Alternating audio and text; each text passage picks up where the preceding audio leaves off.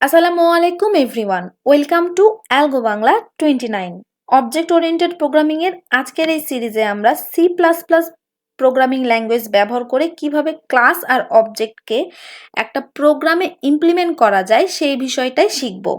তো ভিউয়ার্স, আপনাদের যদি ক্লাস আর অবজেক্ট সম্পর্কে আগে থেকে কোনো ধরনের ধারণা না থেকে থাকে, তাহলে আপনারা আমাদের পূর্ববর্তী ক্লাসগুলো দেখে আসতে পারেন, যেখানে আমরা ক্লাস আর অবজেক্ট সম্পর্কে একটা বিস্তারিত আলোচনা করেছি। তো ভিউয়ার্স, তাহলে চলুন আজকের ক্লাসটা আমরা শুরু করি। প্রথমে কোডটা লেখার জন্য আমাদের একটা ফাইল তৈরি করে নিতে হবে। ফাইলে গিয়ে একটা নিউ ফাইল ক্রিয়েট করে নিব এবং এই ফাইলের একটা নাম দিতে হবে। এই নামটা আপনারা যে কোনো নাম দিতে পারেন। আমি নাম হিসেবে ক্লাস দিলাম, তারপরে .cpp এক্সটেনশনটা দিতে আপনারা অবশ্যই ভুলবেন না এবং সেটাকে সেভ করে নেবেন। তো এখন আপনাদেরকে কি করতে হবে, কোডটা শুরু করার জন্য প্রথমে কোডের হেডার ফাইলটা দিয়ে দিই, has include IO stream using namespace std। তারপরে আপনাদেরকে মেন ফাংশনটা ক্রিয়েট করে নিতে হবে, ইন্ট মেন, যেখান থেকে আমাদের কোডটা সাধারণত শুরু হয়। তো আমরা আমাদের পূর্ববর্তী ক্লাসে কি জেনেছিলাম, যখন আমরা একটা অবজেক্টকে প্রোগ্রামের মাধ্যমে ইমপ্লিমেন্ট করতে যাব, তখন আমাদের অবশ্যই প্রথমে একটা ক্লাস তৈরি করে নিতে হবে।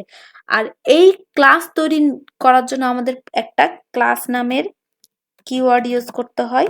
তারপরে সেই ক্লাসে একটা নাম দিতে হয়, যেটা হচ্ছে ইউজার ডিফাইন, মানে ইউজার যে কোনো নাম দিতে পারবে। সেই জন্য আমি এই ক্লাসটার নাম হিসেবে হিউম্যান রাখলাম। আমি একটা হিউম্যান নামে ক্লাস তৈরি করলাম। তো এখন চলুন আমরা এই হিউম্যান ক্লাসের একটা অবজেক্ট তৈরি করি। তো একটা ক্লাসের অবজেক্ট তৈরি করতে আমাদেরকে প্রথমে কি করতে হবে, ক্লাসের নামটা লিখতে হবে। তো ক্লাসের নাম হচ্ছে হিউম্যান, আর আমি এখানে হিউম্যান ক্লাসের অবজেক্ট হিসেবে রহিমকে একটা অবজেক্ট ধরলাম। তো আমাদের অবজেক্টটা ডিক্লেয়ার হয়ে গেল। তাহলে এখানে রহিম হচ্ছে হিউম্যান টাইপ ক্লাসের একটা অবজেক্ট। এই রহিম অবজেক্টের প্রপার্টিজ গুলা এই ক্লাসের মাঝে রাখা হয়। তো এখন আমরা তাহলে ক্লাসের মাঝে এই অবজেক্টগুলোর প্রপার্টিজ গুলা লিখব। তো একটা হিউম্যান টাইপ অবজেক্টের কি কি ধরনের বৈশিষ্ট্য থাকতে পারে বা প্রপার্টিজ থাকতে পারে, হতে পারে তার এনআইডি নাম্বার অথবা তার জেন্ডার বা আরো অনেক কিছু। আমি এখানে প্রপার্টিজ হিসেবে এনআইডি নাম্বার নিলাম, এনআইডি নাম্বার। তারপরে তার জেন্ডার নিলাম, একটা হিউম্যান টাইপ অবজেক্টের জেন্ডার। আমি স্ট্রিং টাইপের জেন্ডার নিলাম, জেন্ডার। তো ভিউয়ার্স, এখন যদি আমরা এই রহিম অবজেক্টের সাথে তার প্রপার্টি এনআইডি আর জেন্ডারের একটা কানেকশন তৈরি করতে চাই, তাহলে আমাদেরকে কি করতে হবে, প্রথমে অবজেক্টটার নাম লিখে নিতে হবে, তারপরে ডট অপারেটরের সাহায্যে আমরা কানেকশন তৈরি করব তার প্রপার্টি এনআইডির সাথে প্রথমে। তারপরে ইকুয়াল দিয়ে আমরা তার এনআইডি নাম্বারটার ভ্যালুটা দিয়ে দিব, অ্যাসাইন করে দিব 200121 দিলাম আমি এখানে। এরপর রহিমের সাথে যদি আমরা জেন্ডার টাইপের প্রপার্টিজটার একটা কানেকশন তৈরি করতে চাই, তাহলে সেম ভাবে আমাদেরকে আগে অবজেক্টটার নাম লিখে নিতে হবে, তারপরে ডট অপারেটর দিয়ে প্রপার্টিজটার নাম লিখে নিতে হবে, রহিম ডট জেন্ডার। তারপরে জেন্ডার সে ভ্যালুটা দিতে হবে। এখন এখানে যেহেতু রহিম একটা মেল টাইপের জেন্ডার, তো এখানে মেল দিব। তো ভিউয়ার্স, তাহলে এই হিউম্যান টাইপ অবজেক্ট রহিমের প্রপার্টিজ এনআইডি আর জেন্ডারের সাথে একটা কানেকশন তৈরি হয়ে গেল। এখন যদি আমরা এটাকে প্রিন্ট করতে চাই, তাহলে আমাদের কি করতে হবে, সি আউট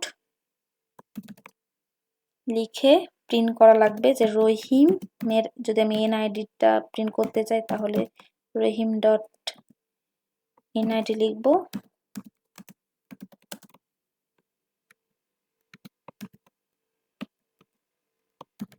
তারপরে তার যদি জেন্ডারটা আমি প্রিন্ট করতে চাই, তাহলে রহিম ডট জেন্ডারটা লিখে নিব।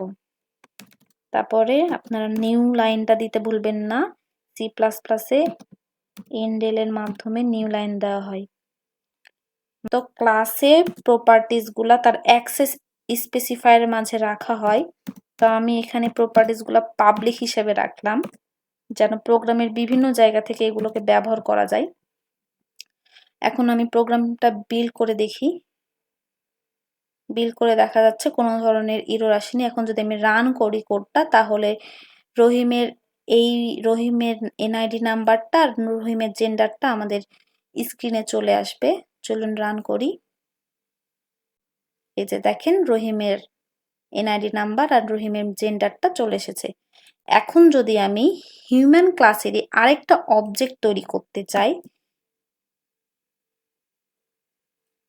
তাহলে আমাদের সেম কাজটাই করতে হবে। কোডটা আমরা কপি করে নেই।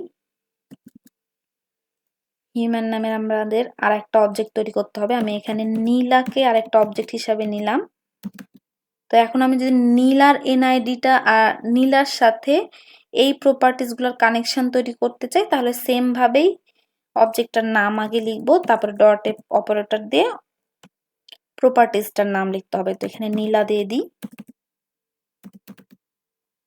আমরা এখানে ভ্যালুটা চেঞ্জ করে নেই। তারপরে এখানে রহিমের জায়গায় নীলা দিয়ে দিই। এখন যদি এটাও প্রিন্ট করতে চাই, তাহলে এই রহিমের জায়গাগুলোতে আমাদেরকে নীলা দিয়ে দিতে হবে। নীলা, আর এইখানে হচ্ছে যে নীলা। এখন আমরা বিল্ড করে দেখি কোনো ধরনের এরর এসেছে কিনা। না, কোনো ধরনের এরর আসেনি। এখন যদি আমরা রান করে দেখি, তাহলে রহিম আর নীলার এনআইডি নাম্বার আর জেন্ডার চলে এসেছে। তো নীলার জেন্ডারটাও মেল এসেছে। এখানে নীলার জেন্ডার হবে ফিমেল, এটা চেঞ্জ করা হয়নি। ফিমেল দিয়ে দেন।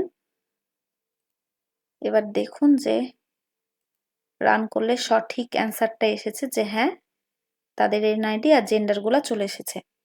তো ভিউয়ার্স, আজকে আমরা কি শিখলাম? আজকে আমরা হচ্ছে কিভাবে একটা ক্লাস লিখতে হয়, তারপরে কিভাবে একটা অবজেক্ট তৈরি করতে হয়, আর একই ক্লাসের অনেক ধরনের অবজেক্ট তৈরি করতে হলে আমাদের কি করতে হয়, এবং সেগুলোর প্রপার্টিসগুলো কিভাবে ডিক্লেয়ার করতে হয়, এবং সাথে এগুলো কিভাবে প্রিন্ট করতে হয়, এগুলো আজকে আমরা শিখলাম।